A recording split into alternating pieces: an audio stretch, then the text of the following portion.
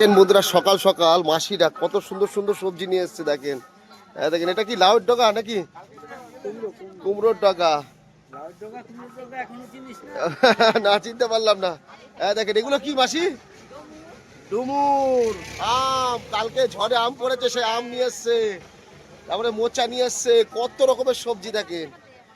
দেখেন ও মাসি দারুণ দারুণ সবজি গো, কলমি শাক থেকে শুরু করে কত কিছু, নোটের শাক, তাই তো? হ্যাঁ মাসি, মাসি আসছে। হ্যাঁ মাসি এটা কি নিয়ে এসছে গো?